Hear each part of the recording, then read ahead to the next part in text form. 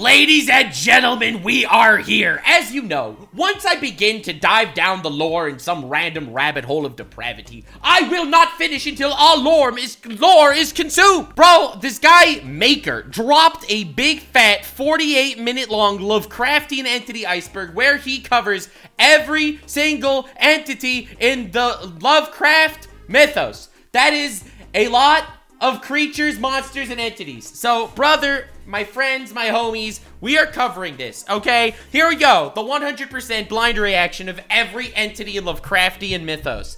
This is going to be absolutely insane. As you know, I have been diving deep into the pits of all forms of lore recently, but we gotta understand everything in the history of Lovecraft. So, as you know, this is me. Just subscribe to me if you want more lore deep dives in literally everything. Lord Nuxanor here, gonna understand and consume all lore. I'm actually thinking of doing video essays to cover different pieces of lore and stuff that I find interesting over time also, so I need to do this research. This is literally just researching this shit, but we're doing it! All right, bye. Bye, YouTube intro, bye! Many people consider H.P. Lovecraft's work as a forerunner for modern horror fiction, as his work served as a pioneer for many horror genres and styles to come.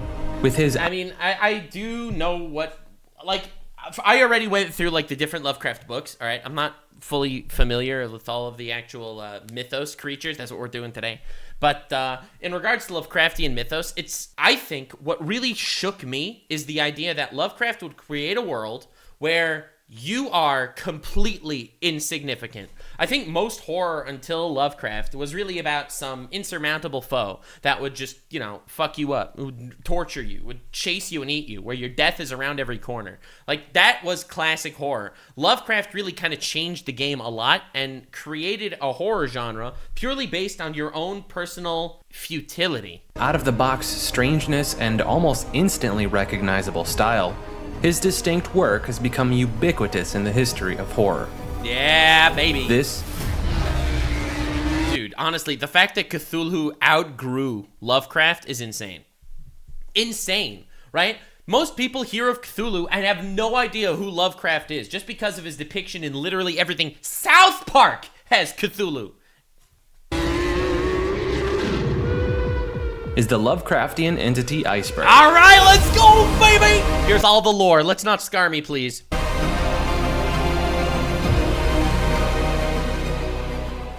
I'm ready. Before we dive in, I think it's beneficial to briefly explain what we'll be covering. All right. H.P. Lovecraft is widely regarded as the father of the cosmic horror genre. Godfather of the cosmos! Bro thinks he's Zeus from Record of Ragnarok.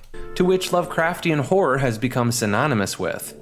It's a subgenre of horror fiction and weird fiction that employs the horror of the unknowable or incomprehensible more than elements of gore or shock. Yeah, I'm glad he's bringing that up because I think what a lot of people think, when people think of Cthulhu, right, they think of big, scary octopus daddy that's gonna consume you and eat your flesh. And that is so far from the truth. Being able to even come in contact or understand Cthulhu means you don't understand Cthulhu. The beauty of the horror is that you will end your story and still not understand exactly what you were dealing with. That is the insanity of Lovecraft horror. Lovecraft horror, he understands the fear of the unknown is the greatest fear, and he will give you a creature that you can only begin to make believe you comprehend, only for it to completely flip the table on you and prove that you actually understood nothing. That is horror, and that is Lovecraft. The work often emphasizes themes of cosmic dread, forbidden or dangerous knowledge, insanity or madness, non-human interactions or influences on humanity, fate and inevitability, as well as the risks associated with related scientific discoveries.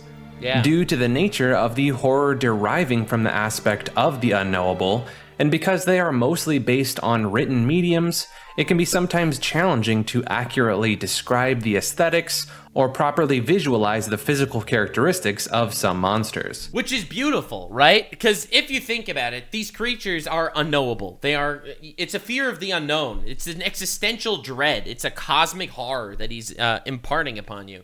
So if you can narrow down a creature that he invents to just an obvious form, an obvious power, an obvious limit to what they are capable of, you are infantilizing this creature. You are absolutely neutering the horror that it actually has.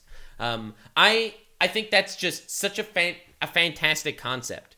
Giving it physicality and understandability removes the horror and eldritchian magnitude of its strength, which is so cool. And that's why we're going to be doing power scaling Lovecraft mythos after I actually understand all the different gods and shit. So let's see what we got. So much of this video will consist of audible descriptions, but I'll do my best to add image and video examples that can potentially help to visualize each monster. Yeah, because you got to visualize it ultimately to understand what we're talking about, but understand also that these visualizations are likely just metaphor and not actually what they look like. I mean, obviously they're not real, but in this Lovecraft mythos, they aren't as simple as a physical form. I'll order Damn, Terraria looking wild these days, real. each of these entities by their search volume, except the final few which just didn't have enough search volume. Dude, look at this thing. It's so scary. It's crazy. What good art. Fuck. Yeah, but, so, yeah, Cthulhu's everywhere. The fact that Cthulhu outgrew Lovecraft is insane. To accurately measure. But with all that said, let's begin. Cthulhu. All right. Far and away the most popular of H.P. Lovecraft's Bro is everywhere. He's in video games. He's in Rick and Morty. He's in South Park. He's in hentai. Dude is ubiquitous. creations. Cthulhu, the godlike entity, is said to be a manifestation of destruction and chaos. Yeah, describe that, bro! Describe that! In the interpretations of Cthulhu, its appearance is that of a giant humanoid being, often with cephalopodic and arthropodal features. The creature has a large bulbous sac for a head, with I have a large bulbous sac. many extensive tentacles. Dude, just look at the images. The images all... Dude, I love the art of this stuff. It's like, you recognize that this is a creature that you will never comprehend. Look at this little ship, bro! In place of a mouth and jaw. Alright. Despite being portrayed often as this characteristic, it can change its shape and size at will. Almost like physicality is not really its strong suit. Also, like it exists on a completely different, unknowable plane.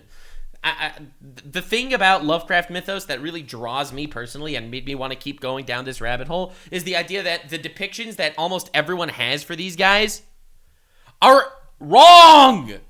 Are wrong, bro! Often growing to gargantuan sizes.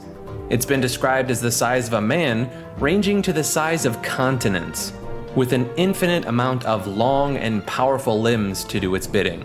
The entity has influenced the formation of a worldwide cult with True, yo, that's crazy. Think about that for a second. And not because they see this giant deity so that they just worship it. You know, like how in the ancient times they see like this big fucking thing and they're like, oh my god, let's worship it. We can make a religion out of that. No, it was able to influence the distress, fear in the minds of man that brought them together to create a cult. followers across the globe. Cthulhu is said to be the descendant of a being known as Yog-Sothoth and has a number Okay, we're gonna get into that, I guess. Holy shit. of offspring itself. What those tentacles do. Outer gods. Outer god. Throughout the I thought all of these were outer gods. Okay, again, this is why we're doing the Lovecraftian mythos deep dive, baby. That's why we're doing it. Cthulhu mythos, there are various cosmically significant entities known as the outer gods. Yeah, this is the major inspiration for the outer gods in Elden Ring lore, for example. I feel like dude, it's crazy how prolific Lovecraft became. He just wrote a genre of horror that was just so innately human terrifying that everything that came after it draws from it. The idea of an outer god in Elden Ring, just as an example, and we'll see if in Lovecraft it's kind of the same thing. The idea of an outer god in Elden Ring is you have these creatures, like, for example, the Greater Will, or the Formless Mother, or the God of Rot. Like, these entities that exist beyond the scope of what you do in Elden Ring. In Elden Ring, you're out there fighting gods and demigods and all that shit, but you eventually realize that they are all just vessels controlled by these outer gods who, quite frankly, probably don't even care about what's going on in our pathetic, puny little existence. And it gets it from Lovecraft. I just didn't actually do the deep dive into exactly what it means in Lovecraft. While they are different from the Great Old Ones, the distinctions between the two Was that a Warhammer reference? may be beyond our realm of comprehension. Most outer gods reside beyond and outside of Earth and our solar system, while only a small percent actually have taken up residence on our planet. I feel like outer gods don't even exist in our reality, right? That's a little maybe that's a post-Lovecraftian creation. I don't know if that begins in Lovecraft, but outer gods don't just exist outside of our planet or outside of our solar system. They exist outside of our universe. They exist on a different plane entirely. The only thing reported about their location is the outer voids outside of thought and existence. All right, well, yep, that'll do it. They live outside of existence. They are a fifth dimensional being, and something like that can't even really be comprehended. And it's that inability to comprehend what we're discussing that truly creates an unknowable horror. And what some call the graveside beyond time, despite most of them not. So, all right, now listen, I know me some theoretical physics, and I know me some quantum physics, just out of personal... You know, Lord Nuxanor, bro. I will consume all lore. So we exist in a 4-dimensional hypercube, okay? That is what our science is able to discover. The fact that we are living in a 4-dimensional hypercube. The 3 dimensions of space, right? You know, up, down, width, you know, like that kind of... I know that's a pretty basic way to explain it. But we live... You see space, you see 3-dimensional objects, and also there's time, and time is the 4th dimension. So we live within a 4th dimensional hypercube. Some people would say that maybe it's a 5th dimension, and the 5th dimension would be supernaturality, if you'd like to say. These creatures exist on a plane even above a hypothetical 5th dimension, and truly cannot be comprehended at all. And once you're there, you're a god. Not living amongst us, they still exert their influence from deep space and beyond. Holy shit, it's Space Anus! I hope we cover this guy! With tremendous and powerful psychic abilities. Their goals and agenda are beyond our realm of comprehension, oftentimes seeking the extermination of all life. Why? Well, beyond our comprehension. Dude, that's one way to write a villain motivation. But Madara, why do you want to put us all in cryostasis? It's beyond your comprehension, bro, okay? I'm just built different.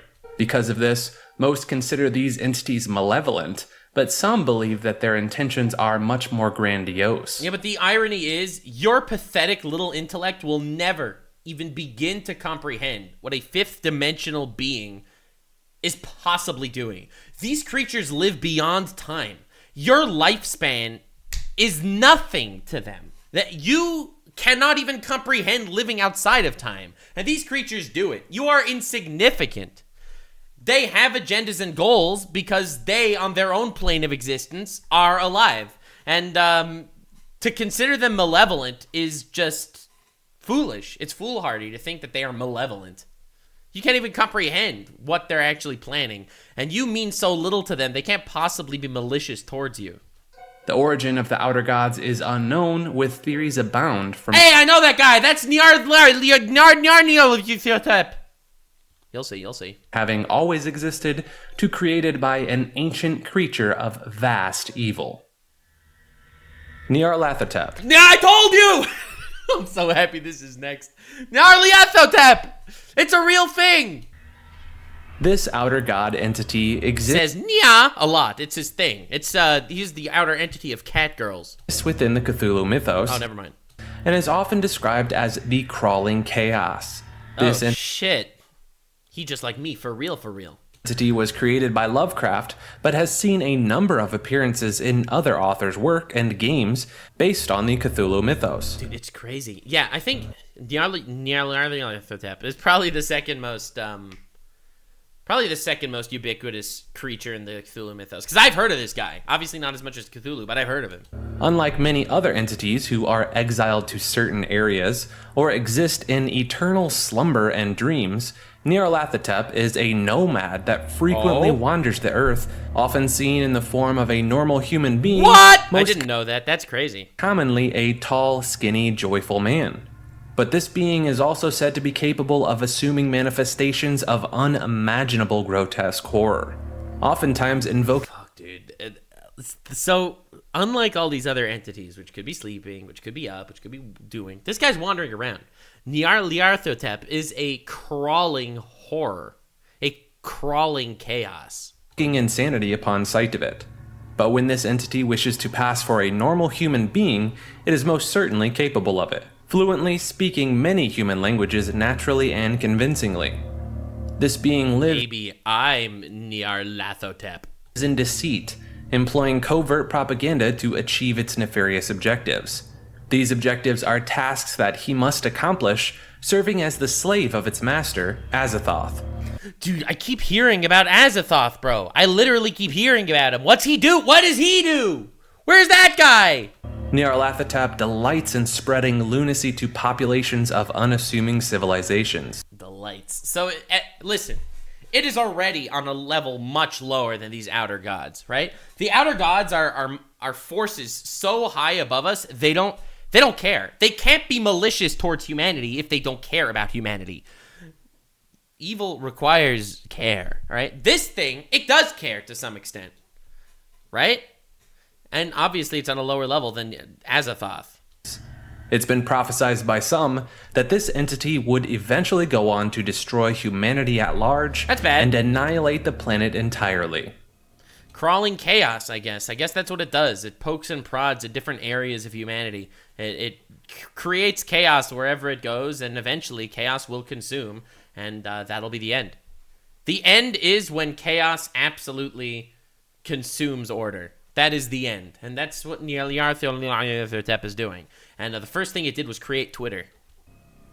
Yog-Sothoth. All right, here we go. Here's Big Daddy himself. I was waiting. This creature is one of the multiple outer gods on this list. All right. Yog-Sothoth has been called a number of different names throughout history. Pulsating anus. Nuclear chaos. Okay, listen, mine was cool too.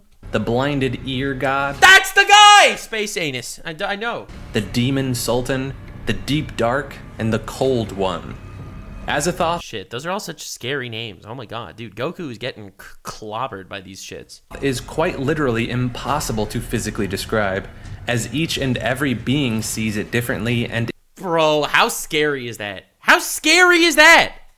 You can't describe it because every being that sees it, it looks different to each of them.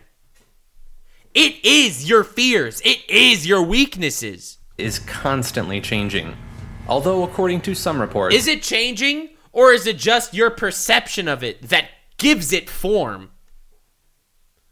I hope my Yog-Sothoth is a goth mommy. Okay, chat, what the fuck, man? Come on, dude. It's been described as a gigantic, sensitive black hole. Yog-Sothoth's name can be found in the Necronomicon, and the simple act of hearing or reading its name has been known to cause other entities to shudder at the thought. Bro, this guy's the Voldemort of Lovecraft horror? That's crazy. Its name stands for a primal horror simply too horrible to describe.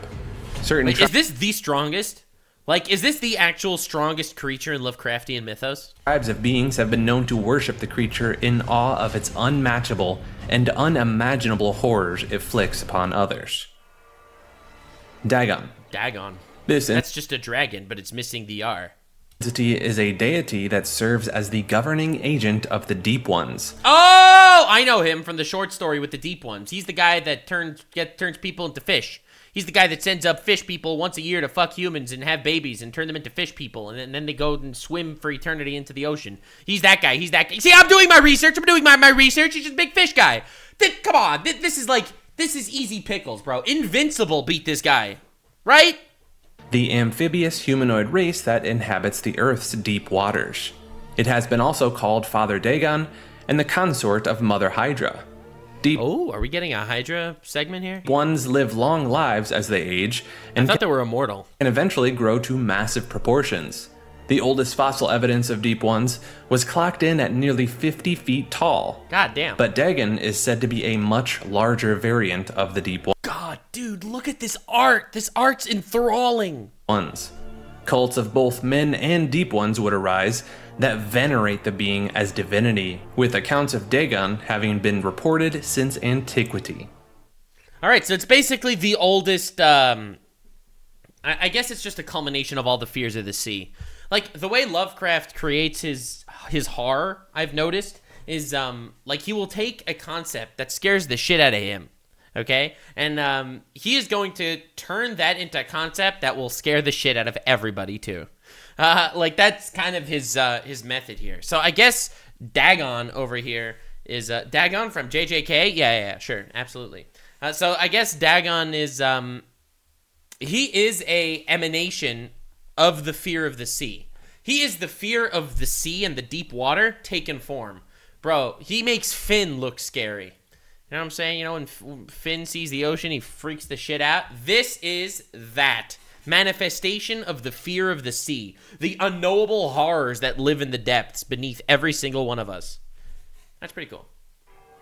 Yog-Sothoth. Oh, wait, that's the old dude from the other story. This is both a cosmic entity as well as an outer god. Oh. Wait, so Yog-Sothoth... Dude, I somehow thought Yog-Sothoth and Azathoth were the same guy. This fabled entity was called such awe-provoking names as the All-in-One, the All-encompassing, and the Opener of the Way. It was born of the outer god Nameless Mist, and serves as the progenitor and ancestor of Cthulhu. Bro, this guy is Cthulhu's grandpa. He knows the way. Hastur the Unspeakable and the Vormi. He also serves as the father of Wilbur Whateley. Right? We know him, right? Wilbur Whateley. He was like one of the main characters in one of the Lovecraft stories. The one where he ended up getting killed by dogs. Dude, this is what I mean by Lovecraft stuff is scary. The humans they can never do anything. Ever. Much like many other entities on this list, Yog-Sothoth can take many forms. However, he is most often depicted as a mass of glowing orbs, sometimes with eyes or tendrils. Yog-Sothoth is considered omniscient and forever locked outside of the universe at large. Locked outside the universe. So Yog-Sothoth is also an outer god. If we go by the terminology that an outer god is something that exists outside our plane of existence.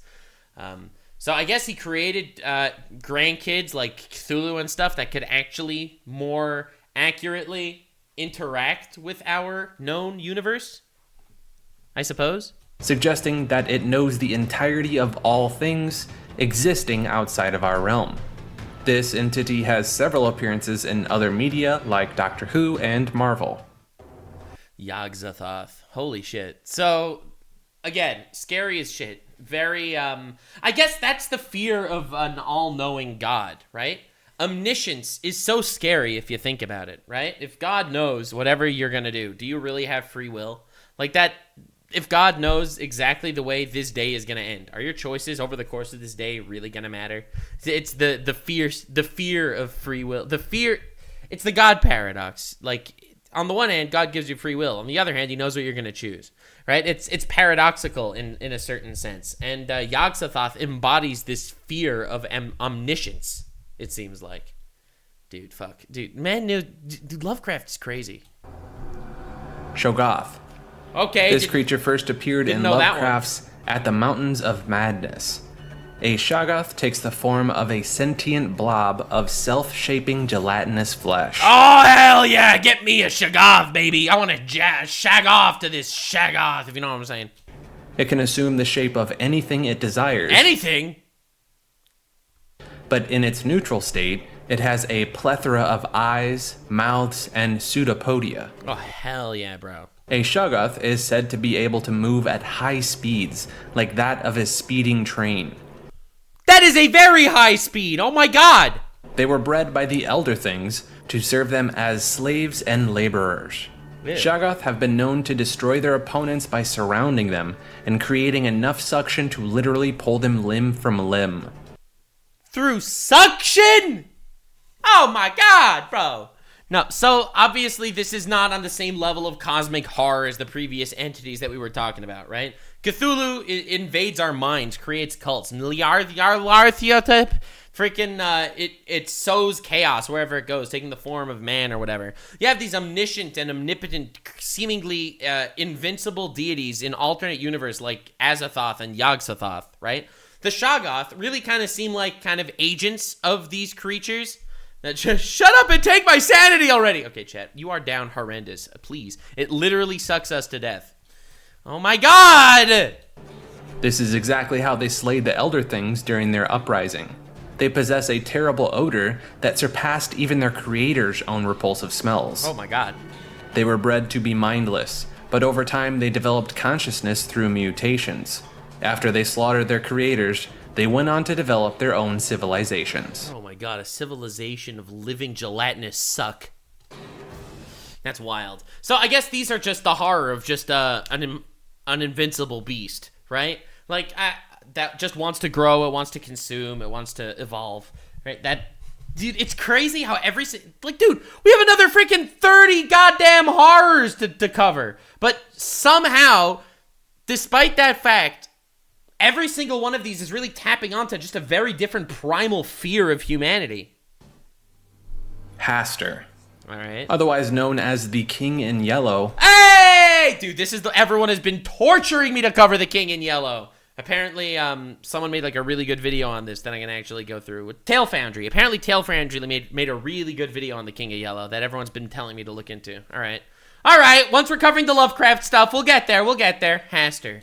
But most notoriously known as Hastur the Unspeakable. Hastur, the Piss King. He was first portrayed as a loving shepherd god. Hey, this can't go badly. And was only mentioned once in Lovecraft stories. Wait, so how does this guy get a whole slot? How are there all these videos and people talking about the Chad in Yellow when he only had one mention in Lovecraft? The Whisperer in Darkness. When defined as a Great Old One, he's a spawn of Yog-Sothoth and half-brother of Cthulhu. Bro, he's a direct spawn of Yog-Sothoth?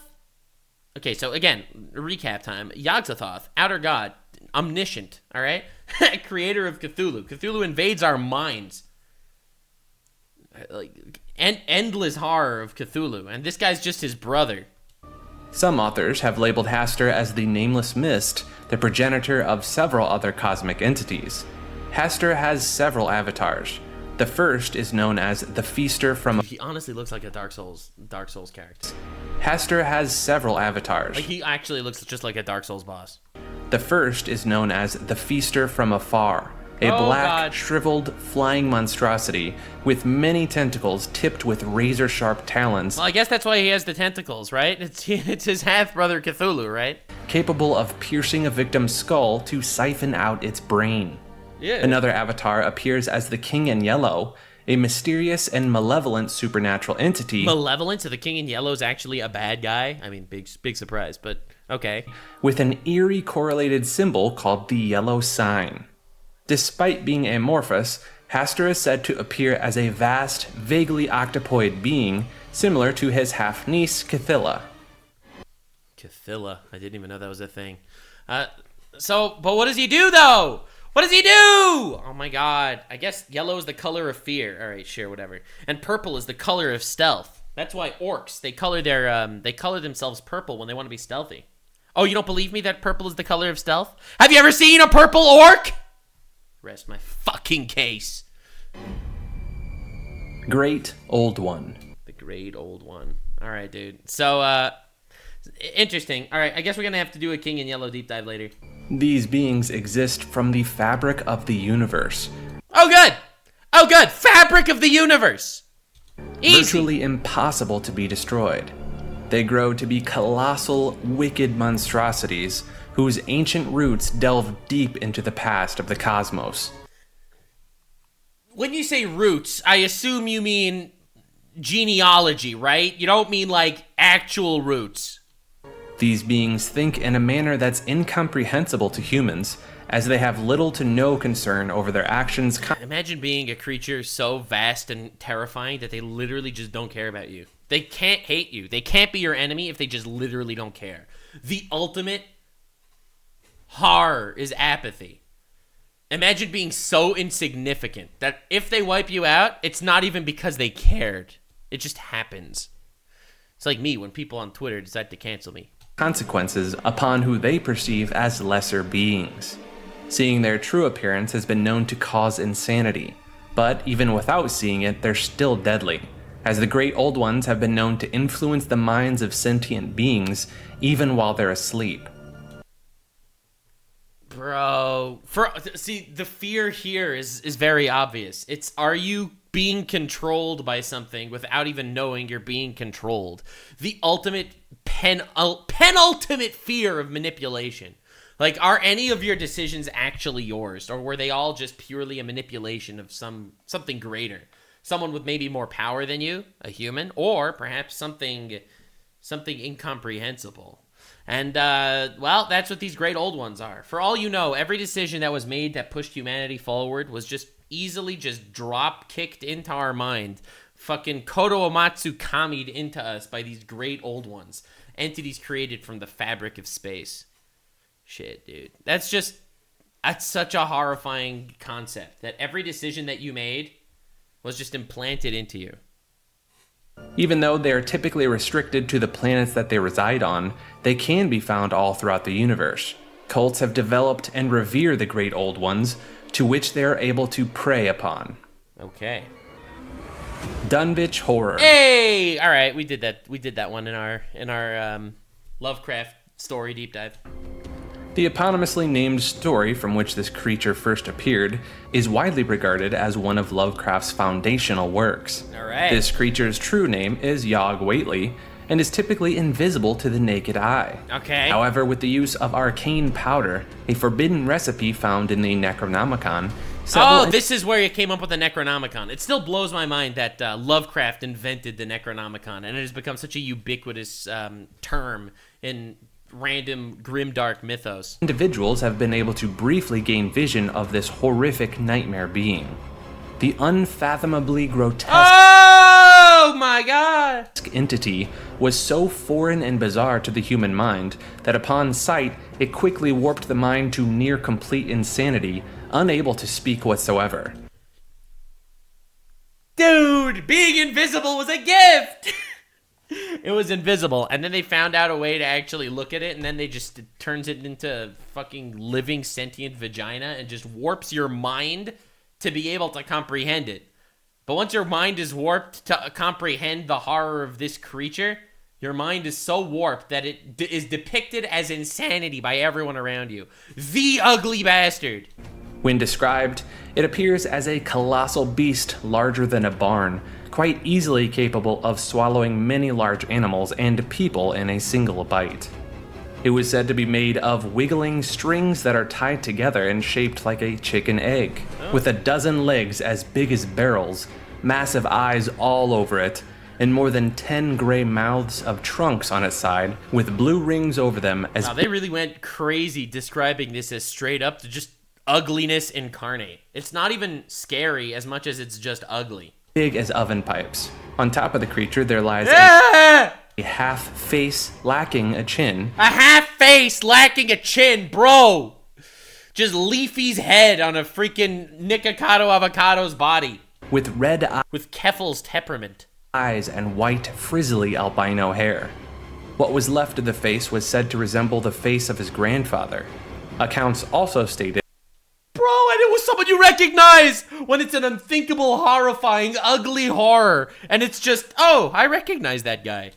That it didn't appear completely solid either, almost as a jelly-like substance, and everywhere it traveled, it left a wake of a nasty, dark, viscous substance. Oh, good.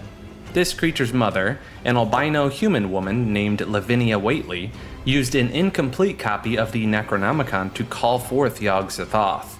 Right, and then had sex with it somehow, and then created two sons. One was the Dunwich Horror. Lavinia would become impregnated by the entity, who would later give birth to the twins Wilbur Whately and the Dunwich Horror. While growing up... Yep, this is the brother. This is the one that... Right, so in this story, the Dunwich Horror was born originally in like a barn, and then eventually they moved it to the house to get more space because it kept growing and growing and growing. Then they had to take down all the walls in the house so that because it just kept growing, ended up becoming the size of the entire house and outgrew the house. It just kept growing, consuming, and Fuck. It's just, I guess. The fear of not knowing where this will end. The Dunwich Horror was kept secret from most and fed on cattle for sustenance, draining their blood and eventually consuming them whole. Good stuff. The stench of this beast was so repulsive that it alone kept many passersby at bay. After his mother and grandfather died, his brother Wilbur cared for him until he too died.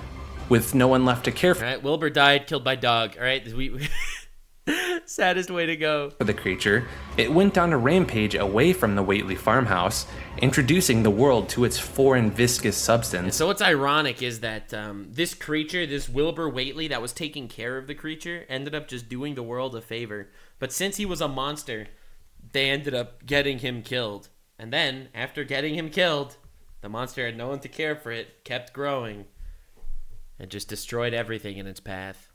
And meadows with herds of mutilated cattle, with their blood completely drained. I love that. This creature was eventually banished to the realm of its father by a spell from Henry Armitage and his colleagues. Yeah, they eventually found a book to seal it into the world of Yog-Sothoth, but because there was no way to actually deal with it. His last words were a plea of help to its father. I guess one of the major fears that I got from a book, from this specific story, from when I researched it, was kind of the idea of mixing humanity with the unknown, right? This is body horror at its finest. This creature, this unthinkable entity that grew bigger than a barn and is just consuming herds of cattle, this is half human, okay? This right here, half human. Probably played Fortnite, okay? And it's just such a horrible concept, a terrifying idea of you share half the DNA of this thing. And despite chat saying would, body horror is scary. Night Gaunt. Oh, God. These entities are a flying species that reside in the dreamlands of Earth. What does that mean, the dreamlands? You only see them in your dreams? Please, please. They have a long, slender humanoid body with a pair of curved horns, large, silent, bat-like wings, a long tail with the characteristic pointy devil tail. Bro, that's Hudson Abadir! And a blank face void of the facial features on a human being. They worship and exist in reverence towards Nodens as their lord and master. Nodens? I don't know that guy.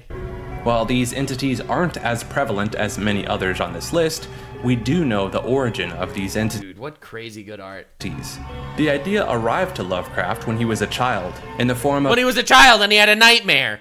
Dude, I'm telling you, this is literally the MO, the Lovecraft MO. A recurring nightmare. There it is! Literally the Lovecraft MO. Bro has something that scares him and he decides to scare literally everyone else.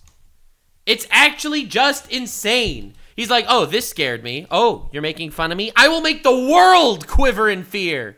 He would experience. It contained these devil-like beings that were more frightening. Faceless entity, right? Because when you're in a dream and you meet someone in a dream that you don't recognize, you cannot remember their facial features. This is a sleep paralysis demon. And it exemplifies this idea where it'll have its demonic ideas because there are all these different mythologies and stories about how demons appear to you in dreams. That's the classic theologic stories from, I don't know, it takes place in Christianity. They talk about that a lot and stuff. And the idea that you can't recognize its face is so simple because you don't remember the facial features of creatures in dreams, you know? Because dreams only exist from what you've actually seen. So if you meet a different person in your dream that you've never seen before, you will not remember their facial features. Just brilliant freaking writing, honestly. To him simply because they never spoke or showed any emotion whatsoever. Only a cold... Okay, that's a butt. That's just a butt. These are two ass cheeks. These are, like, come on, bro. Cold, blank, expressionless face. Hounds of Tindalos. All right, so yeah, no, but again, it's just... The concept of taking something that scared Lovecraft, something basic, and turning it into just like an impossible horror. That's so cool. These unique creatures are said to inhabit the angles of time. What does that even mean? All right, I guess we'll figure that out. Whereas humans and other earthly life forms live within the curves of time. There is... Ah, obviously. There's very little information known about their appearances, as once a hound of Tyndalos has chosen to attack, any survivor is unlikely. There have only been a handful of accounts of their appearances. One account described them as having a hollow proboscis used for feeding. Yee! And they will What does it do? What that tongue do, though? continuously spew forth a horrendous blue pus-like substance. While they are called hounds, it's believed they hold very few similarities to the earth canine we You don't say! It's called a hound, but it looks a little different. Maybe it's because it lives in the angles of time. Maybe that'll do it to you. are familiar with. What we do know about the hounds is that they are an extra-dimensional predatory creature that's capable of materializing at any point in space and time. Okay, that's fucking scary as shit. That's scary as shit. It's scary as shit. Imagine being a predator, but it could exist anytime it wants. Just like in Dark Souls! Now you're walking and the freaking dog just teleports in front of you? Dude, they literally took them straight from the Hounds of Tyndalos. These teleporting freaking assholes. To attack and feed upon victims. It's said that they may appear wherever angles or corners may be found, Which is everywhere, because it's time. especially those that are means- sharper than 120 degrees. Okay, no one has any idea what that is, because he's applying three-dimensionality to a fourth dimension, something that you literally cannot comprehend because it is scientifically impossible. But that's okay, because it's the incomprehensible that is so scary. That is what makes Lovecraft scary. Trying to describe the incomprehensible. When these creatures break into our universe, they are preceded by a thick smoke pouring from the corner that they are about to arrive at. Whatever that means. Then, The corner of time. Describe that. slowly their head and body will start to emerge from beyond the corner.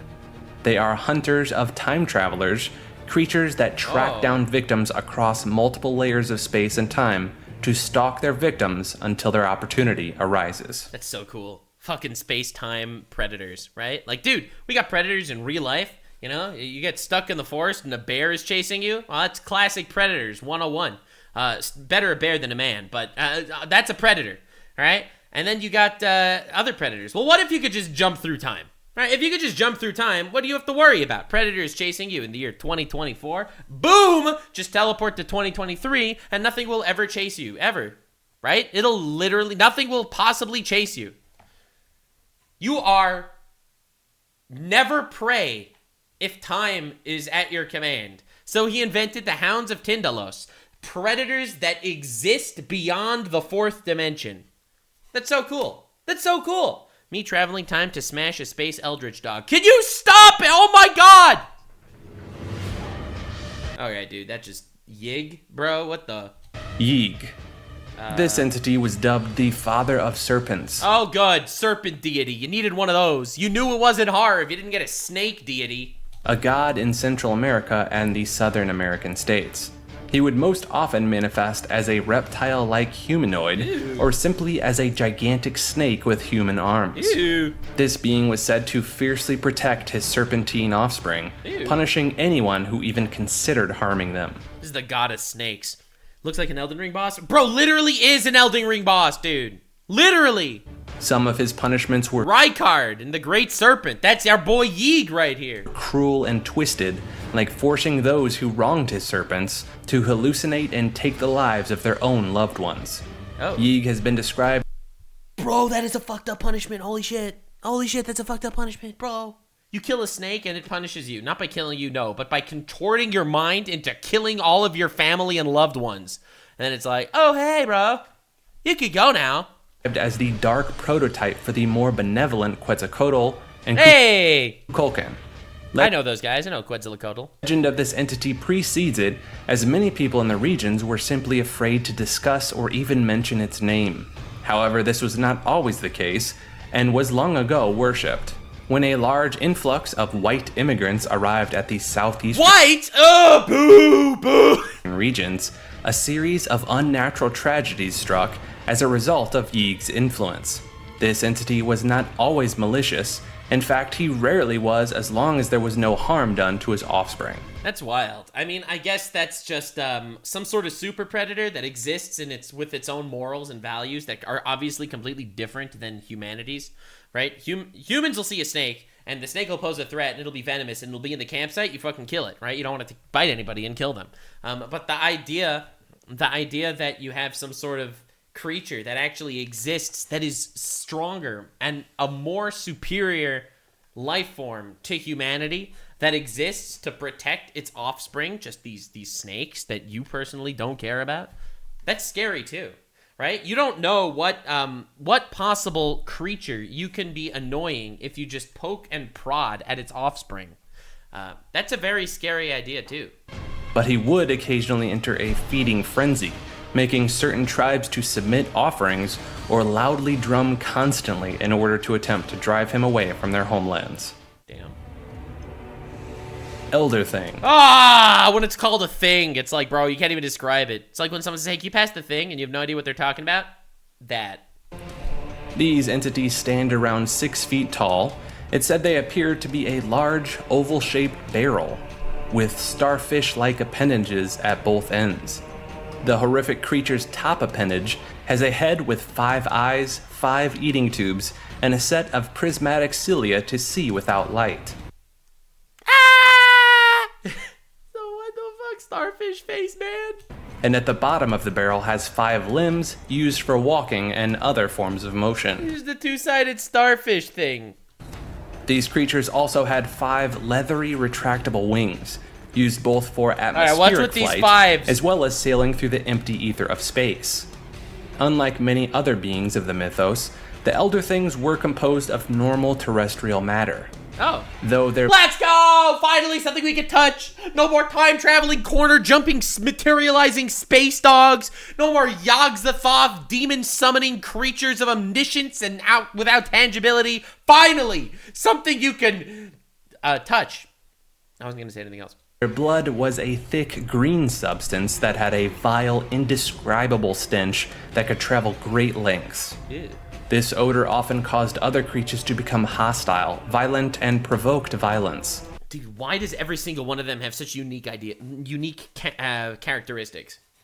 I mean, obviously that's how you make a good mythos lore. Obviously the writing here is just insanely good. But why is it that every single one of these will literally tap in on another freaking horrifying nerve of yours? The idea that it doesn't consume you by just overpowering you. The idea that its stench drives creatures to madness is so much scarier. Bro, it's just the Beast Titan. Their thick exterior was strong enough to withstand the pressures from the deepest oceans as well as the vacuum of space. Yeah, you can do nothing to this. And this guy will just freaking starfish crawl its way into a freaking battlefield and turn every person into a blood machine. They are said to arrive on Earth over 1 billion years ago. It's not good. Not good. Stated as the first alien species upon the planet.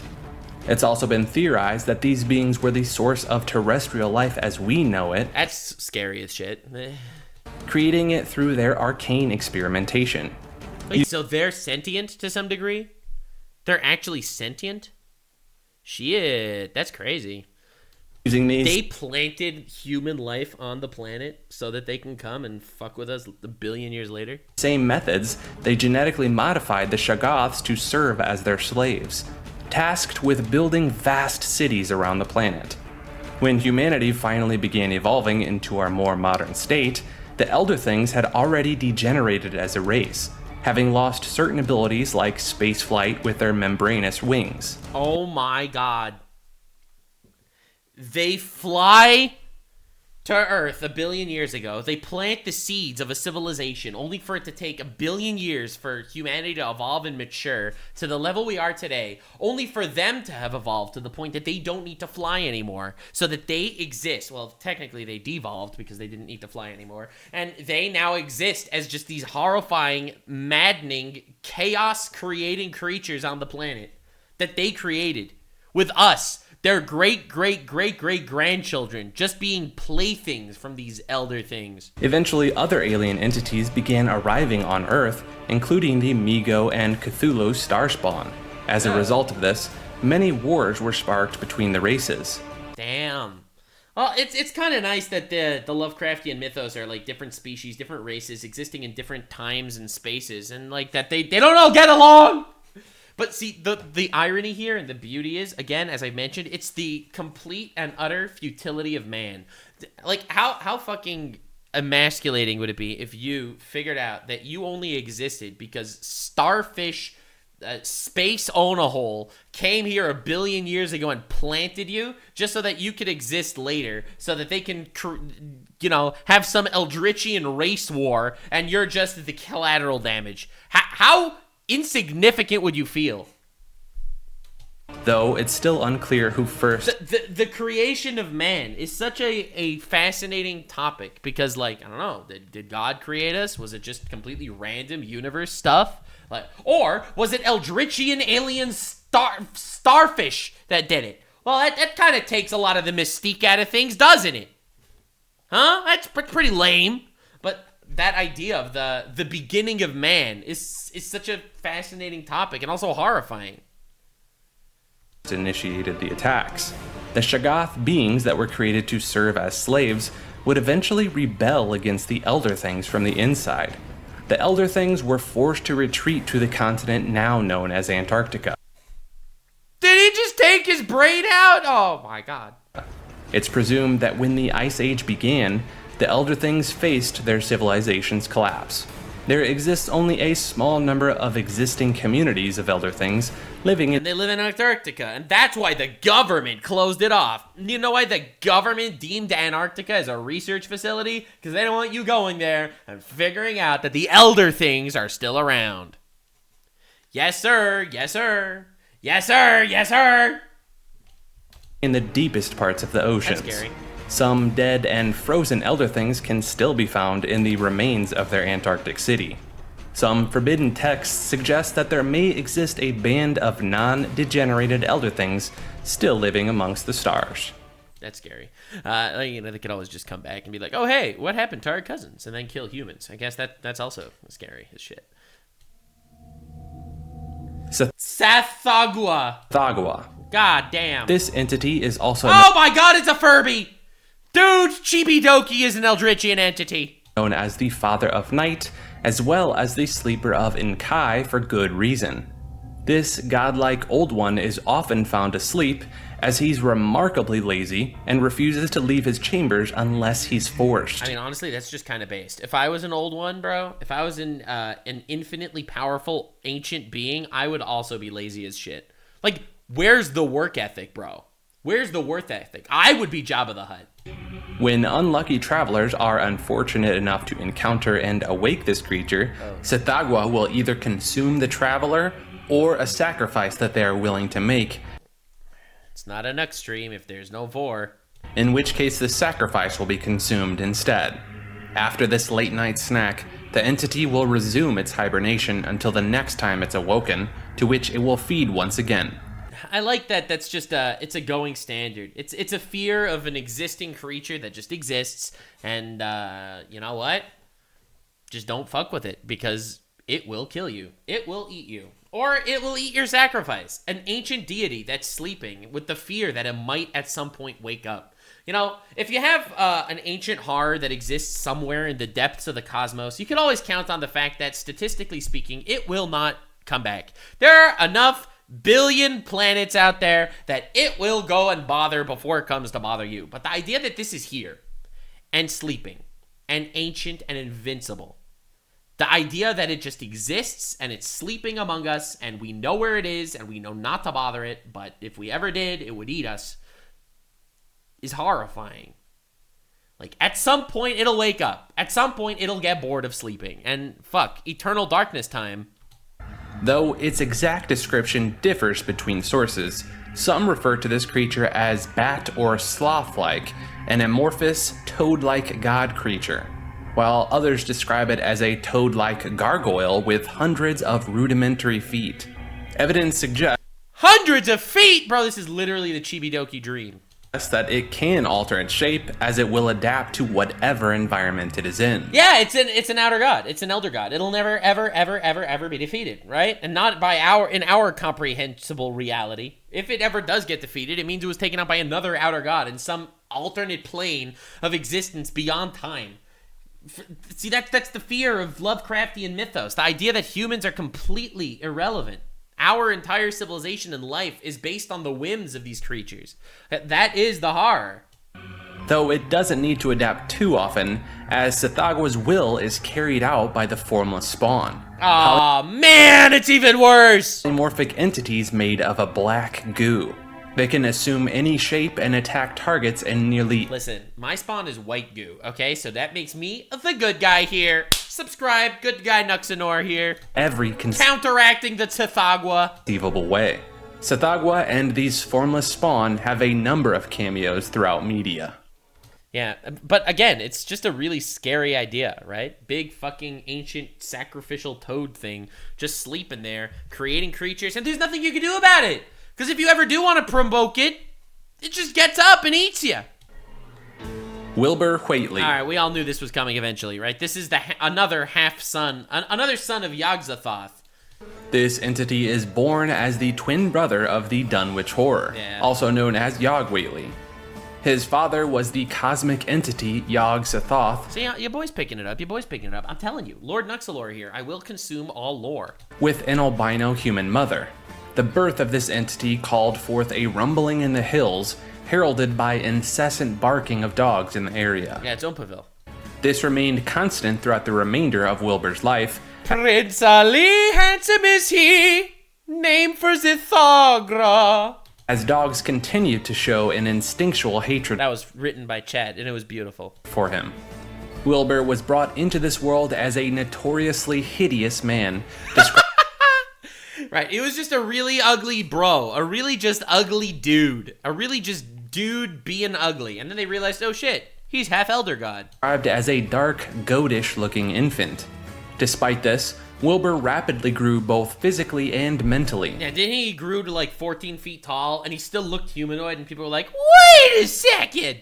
When he was 7 months old, he could walk unassisted, he could talk at 11 months, and appeared as a teenager with facial hair before he even turned 5.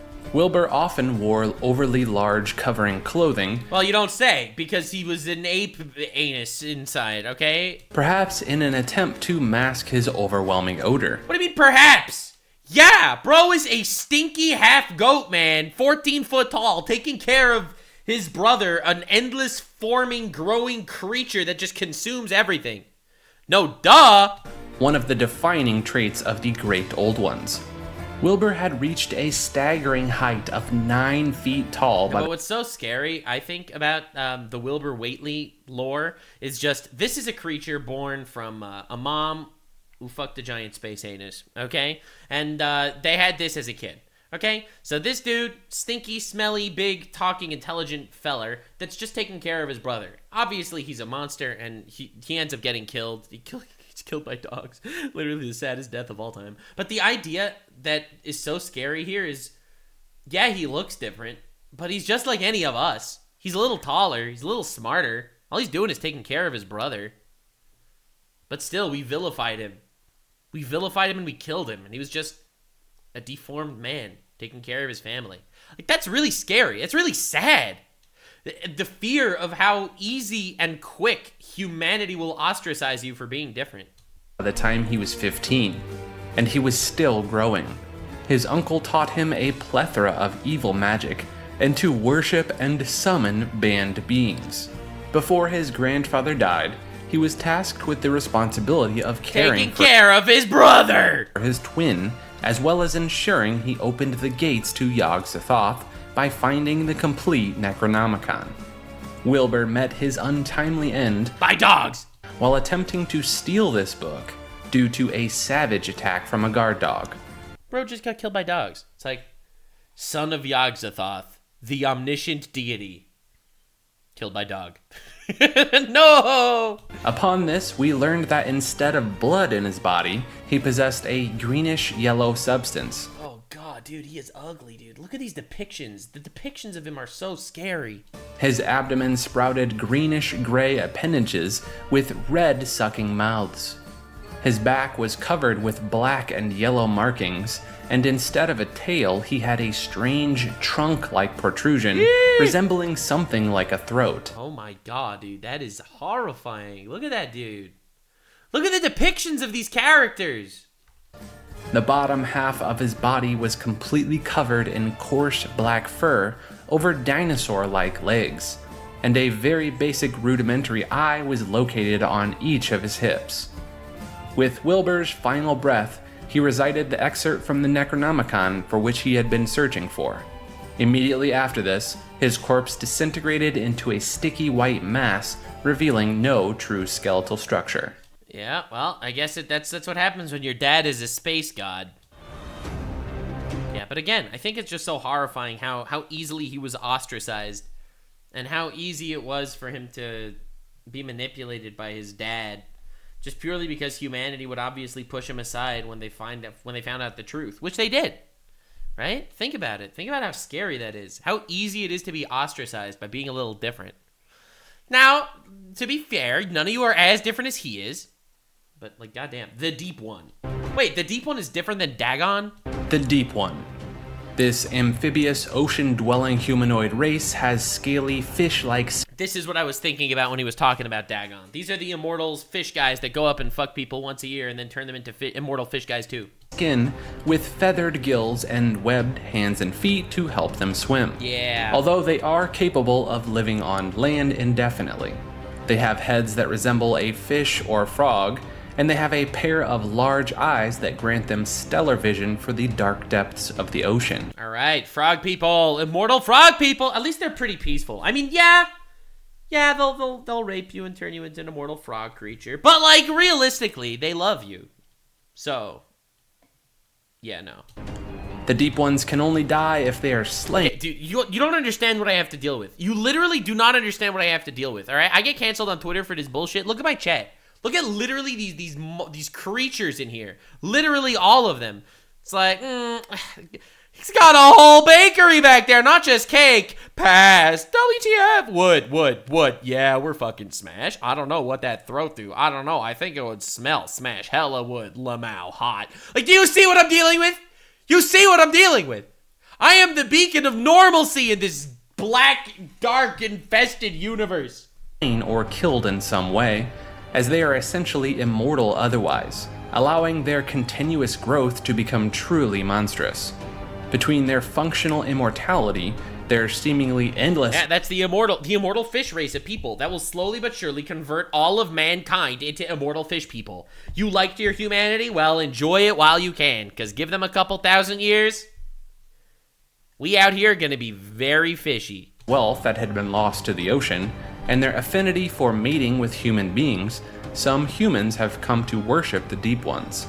Some communities even going so far as to form relationships with the Deep Ones, exchanging gifts from the ocean in exchange for certain promises that Bro, dude, they're so scared. Why do they look like so humanoid too? Like, dude, like that guy looks like my grandfather. Minus the fins. Eventually allowed the compromise of the community. Although the origin of the Deep Ones is unknown, we do know that they have existed with advanced technology long before mankind first evolved into its current state. They are older than you, smarter than you, stronger than you. They live longer than you. They are you, but better. And they live on the flip side. They live under the sea. Under the sea! Where you are crawling, you sapien fool, crawling on the surface. They are literally older, stronger, live longer, and will outlive you. You or your children will become these Deep One fish people. Humanity is but a flicker in the great history of the Deep Ones. It's also known that the Deep Ones have bred Also, they have sex, unlike people in my chat, so that's crazy. Goths for labor purposes. Nodens. All right, this was referenced earlier. I have no idea what this is. This being is the deity... Wait, Nodin? Like the fucking... Like Odin? Like, bro, Nodin? Like Odin? Too far, man? Oh, I'm sorry about that, chat. I didn't mean anything by it. I hate to spit the truth and facts like that, but every once in a while... Elder god and master of the night gaunts. He has a long, flowing white beard... Bro's just Odin. Nodin is just Odin. Nodin was there and saw the Vikings worshiping an Odin, and he was like, no! It's Nodin time. And hair, and functions as a somewhat benevolent being. That's nice. Accounts of Somewhat benevolent. What does that even mean? What does that even mean? How do you be somewhat benevolent? him often depict him leading his huge hunting chariot made from a colossal seashell, drawn by many of Earth's historical monsters. Oh, good stuff. He stands opposed to the Great Old Ones, as well as Nyarlathotep, not for mortality reasons, simply because he enjoys the thrill of hunting, and they provide the best challenge. I mean, based... Dude, if you're an outer ancient god that controls dream demons, you gotta have a hobby, okay? Though he also does enjoy... It's interesting that, like, we talk about someone like Nodin, right? Some outer god, some like, insanely powerful deity, as something with hobbies, right? That's kind of scary, too. It really humanifies this character a lot.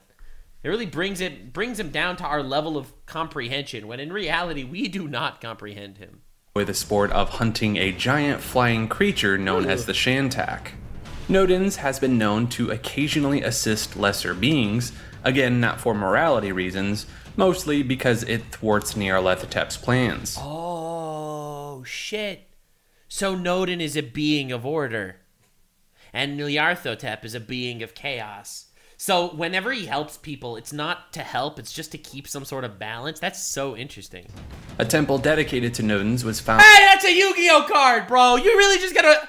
Wait a second. Isn't that Norden? Wait. Oh my god, I'm getting it. Elder Entity Norden! Dude! Bro! The Elder Entity cards and Outer Entity cards in Yu-Gi-Oh! Are based on Lovecraftian mythos. Outer Entity Azathoth. I can't read that. Cthulhu. Oh my god, Outer Entity Liarla! Oh my god! Dude, I am today years old when I realized this was a thing. I am today years old. Wood, by the way. But goddamn. Found at Lydney Park in Great Britain.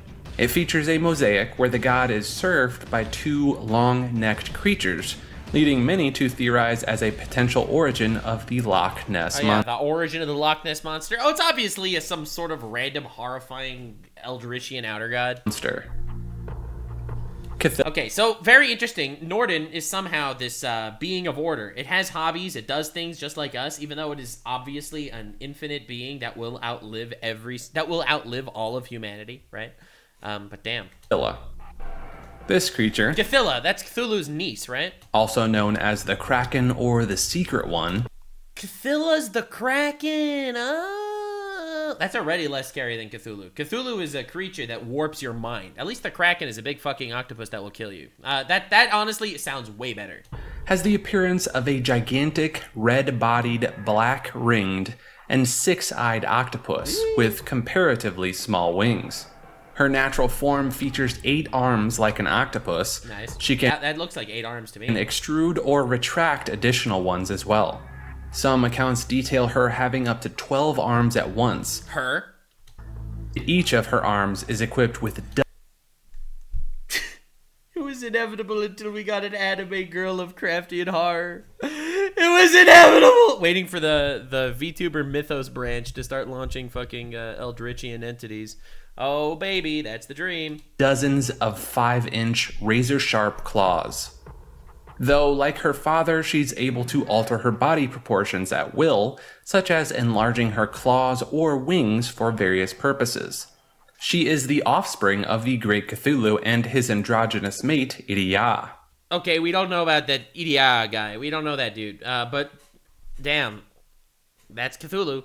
Cthulhu plays a major role in Cthulhu's agenda. What is Cthulhu's agenda? He has an agenda that we can, like, understand? What, does he just unite all of humanity under fearing this guy? Should Cthulhu ever die, his daughter Cthulhu has been given the ability to give birth to him once again. That is fucked up. The fear of incest. That's scary as shit. So it's just this endless cycle. Even if you do somehow kill Cthulhu, which, let's be real, that ain't gonna happen. His daughter Cthulhu will just give birth to him again. And the infinite incest. Like, this is family bonding on a whole other level that I am not comfortable with at all. But, like, that just... wrap your mind around this, okay? Cthulhu has this idea. He will bring all of existence together under the umbrella of fearing Cthulhu. And then, even if you do kill this, let me remind you, this immortal, barely tangible being that exists in your subconscious, even if you kill him, he'll just fucking get born from Cthulhu again. He'll just literally, this is crazy. This is like this gotta be some pyrocynical fetish, honestly. On God. Her safety has been entrusted to the Deep Ones. She's known as the Secret One because the cult attempts to hide all information about the goddess to protect the Great Cthulhu's backup plan. Interesting. So, Cthulhu is, we bump into her every once in a while, but ultimately, Cthulhu would rather her be out of the spotlight as much as possible, like, just in case you kill that immortal creature. At one point, she's captured by researchers What? who mistook her for a rare, undiscovered octopus. Bro, the SCP Foundation coming out here fucking up Cthulhu's plans. To which they attempt to impregnate her with self-insemination. I am just saying... What? What? Wait, huh? What, huh? Undiscovered octopus. To which they attempt to impregnate her with self-insemination. They do? Why would they do? Why would they do that? Why would that happen? Oh my god, base scientists? Oh my god, fucking dude. And can make a hentai out of this. And on another instance, she took on a more humanoid form or avatar as a possible bride for Hastur the Unspeakable. Wait, Hastur is Cthulhu's brother. So Cthulhu's brother was gonna marry Cthulhu's daughter to give birth to Cthulhu if Cthulhu ever dies? Oh my god! Hey scientists, new octopus just dropped. Let's make it fuck itself. Okay, that is some creepy lore. I did not see that coming. Ghatanothoa. Alright, dude. This entity was the firstborn offspring of Cthulhu and Idia. It took the form so this is the older brother of Cthulhu. Of a gigantic, amorphous, godlike being whose appearance was so unsettling that anyone who saw the creature went insane. Or even a photograph of it would immediately become completely and permanently immobilized. Oh, that's even scarier.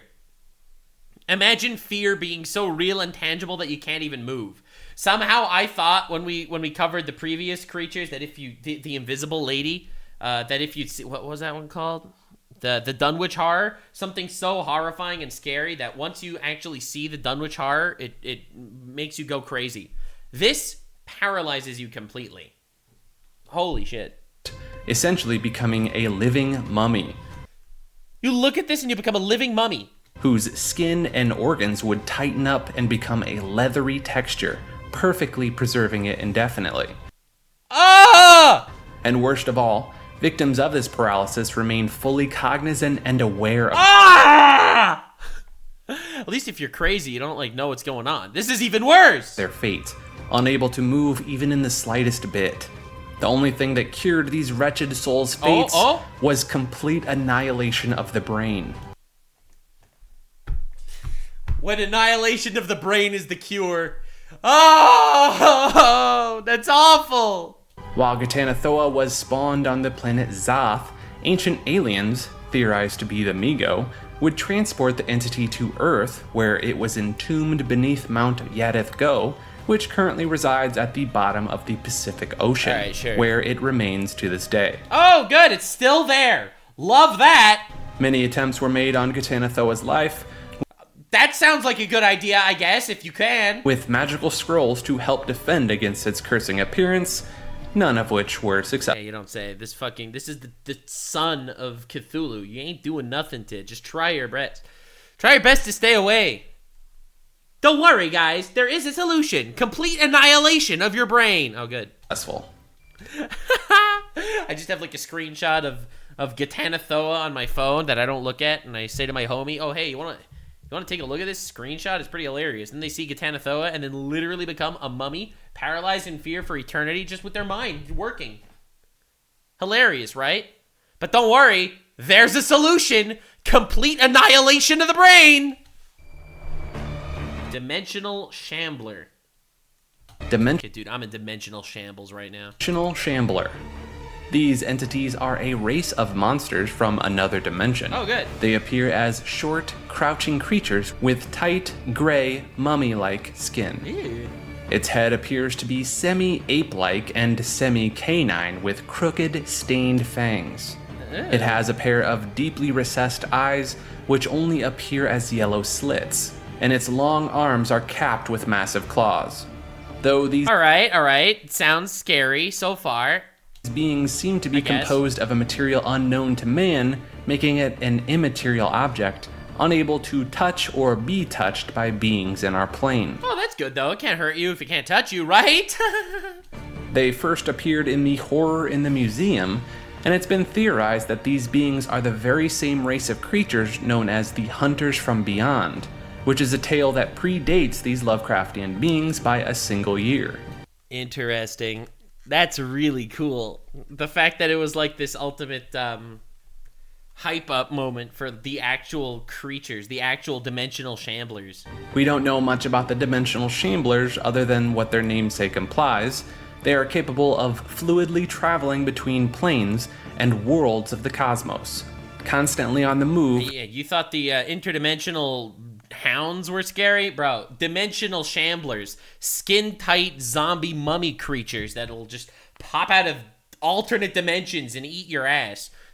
Dog, what is even going on here? How do you find a way to turn something like this into so scary? And there's nothing you could ever do about something like this. You can't exist out of dimensions. You cannot outrun this thing. To their next destination. It's uncertain if they are distinct interdimensional beings or simply constructs developed in the deep passages of time to serve a higher power.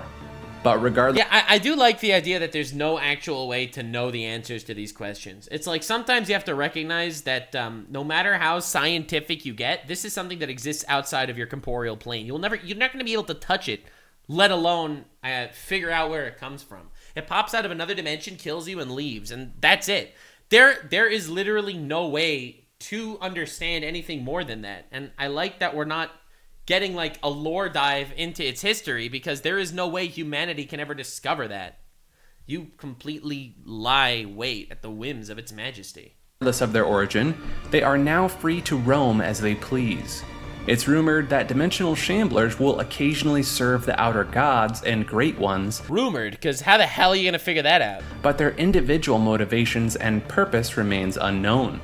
It's also theorized that they originally come from a lower dimension described as a long, gray, oozing plain beneath skies where the fumes of hell were writhing like a million ghostly and distorted dragons. Bro, if I lived in a writhing, consuming plains of hell, writhing, contorted dragons, I would also want to shamble my way out of that dimension. So, kind of based. They can be summoned to our dimension with certain spells or pure willpower. But bro, willpower? Bro, you just masturbate thinking of this thing and it just pops out of another dimension and eats your ass. That's pretty awesome. They prefer the challenge of doing the hunting. They will use a series of short dimensional hops to close the gap between them and their prey. When close enough, they use a form of hypnosis to captivate the selected human and attempt to suck them into their own dimension. Oh, so they actually can't touch you. It's not like they jump into your dimension and now they just slice you to bits. They jump into your dimension, but since they are a being from an alternate dimension, they are still incorporeal. They'll chase you, they'll hypnotize you, and then they will suck you off. I mean, suck you into their dimension. Okay, dude, you don't understand how brutal it is to try to do a lore deep dive when my chat looks like this the entire time. Like, we could do it, guys. My biggest fantasy. That JoJo pose, hockey. Don't give chat hope. Suck. Attempt to suck them. Did someone say suck? Suck. Let's go. Guys, stop. Honestly. On God. This is why I keep chat off screen. This is why you are banished to the Shadow Realm. Sometimes utilizing the collective power of multiple shamblers to retrieve strong-willed people. It's been said that humans that are sucked into this dimension inevitably sink into the gray ooze to have their minds and souls consumed wholly by the Shamblers. That's not good. I mean, but again, I like how he describes it as it's been said, because ultimately that's folklore. No one that's ever been to another dimension is ever going to come back and tell you the stories of what actually happened down there. You know? These Shamblers have no possible comprehension as to anything. It's all folklore and memes that'll teach you what they're all about. There is no way to know, is what I'm saying. Rhan-Tegoth. Rhan-Tegoth! This amphibious insectoid god being. God, of course there's an insectoid one. We've had fish ones. We've had frog bat ones. Honestly, every phobia on the planet gets representation in the Lovecraftian entity iceberg. Stands 15 foot tall and is said to appear Medusa-like. First appear. How does anything insectoid look Medusa-like? Whatever. Love finds a way, I guess. In the Horror in the Museum, Rhan-Tegoth inhabited an area of Alaska roughly 3 million years ago. Before going. Alright. 3 million years ago. Easy. It's gone. It's dead. Into its hibernation like trance. No! Why hibernation like trance? It was the final god to sleep and is thought to be the first god meant to wake. Its body. Wait. Are you telling me that Lovecraftian mythos is based on some horrifying prophecy that the gods will wake? And that's really the goal of Cthulhu? That's why Cthulhu is considered the main concept? That he will wake and usher in a new era of all these gods somehow waking up. So here you have this one that's sleeping in the cave, and you have that one that's hibernating in Alaska, and you have those guys that are chilling on Antarctica. And then eventually, when the stars align, when everything's right, when humanity is primed, the gods will wake up, and you will become a joke. Living in a Warhammer 40k like universe in a war between gods that you completely mean nothing in. That's holy shit. It was found in 1926 and found its way into a London-based museum. Not long after that, its body disappeared. What? The being is said to be shaped somewhat like a gigantic insect with a massive barrel-shaped trunk with 6 appendages. Dude, that is so scary. Look at the designs. Ending in claw-like pincers. It had a near. Yo, couldn't you guys destroy it? If you find some hibernating elder god creature, you gonna fucking put it on display, make some money out of it? No, you destroy that, bro. Spherical head covered with filaments that resembled hair or feelers, as well as hair or feelers. Love that. A tentacle-like proboscis and 3 small beady protruding eyes. Although few humans are aware of it today, it pass. Honestly, just pass. Was once worshipped. But again, you have that fear that it might just wake up. It might just wake up. Mother Hydra. Alright, we knew this was coming eventually. This colossal being appears. Wood smash! Bro, easy smash. Easiest smash of the entire list. Cthulhu, sit the frick down. Easy smash. As a massive humanoid entity with a fish-like face, flapping. On second thought, maybe pass. Gills and hardened Piscean skin. Alongside Dagon, Mother Hydra rules over the ocean-dwelling race of. So Dagon and Mother Hydra are buddies. The Deep Ones. There are 2 prevailing theories for Dagon and Mother Hydra's origins. One suggests that they are a lesser form of Great Old Ones, while another theory suggests that they are a vastly mutated Deep One. But Interesting. So we don't know the origins, we just know that they're basically the king and queen of the seas. Alright. Because they don't seem to show much supernatural power outside of their gargantuan size, as well as an unnaturally long lifespan, people tend to think that they are just mutated variants of the Deep Ones. Despite not being classified as Great Ones, they are still considered deities. Well, I guess anything that big just gets deity status. Hydra, Father Dagon, and the Great Cthulhu form the Holy Trinity of the Deep Ones, and are worshipped as such. So, I love how this fear of the ocean is really manifested in many different ways. Manifested as the unknowable, manifested as giant creatures in the deep, or manifested as some sort of gargantuan race that lives down there, some master race that will eventually overpower us and consume us. And that horror takes the form in 3 different Deep One entities in Lovecraftian mythos. You have Cthulhu, the unknowable horrors that lie in the deep. You got Mother Hydra, the giant creature that lives down there that can just easily crush you. And then you got Dagon, the king of some sort of civilization down there that will eventually overrun you and consume you. The 3 great fears of the endless seas. I love how he manifests such basic fears and breaking down its components into these insanely intricate entities. Like, it's horror at its brilliance. Dude, poor Moist Critical goes to every horror movie out there, and they're all just complete garbage compared to this stuff. Like, this is actually the godfather of modern horror. Gloon. Gloon? That ain't a thing. Also known as passed. the corrupter of flesh. And of course you needed a freaking rot god. Bro, we needed our Nurgle representation. Mother of... It's just Asmongold. Goon. Goon. the master of the temple. Gloon is typically described as a large, bloated, slug-like abomination with flaps of leathery skin hanging from its body. That's scary as shit. That looks like it came out of the, you got Nux, intellectual breakdown. Then you got chat. Smash! All right, dude. Yeah, dude, Gloon.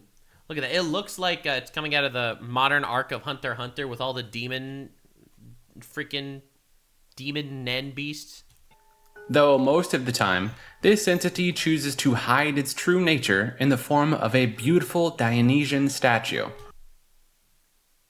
The horrible melting slug creature likes to look like a beautiful statue.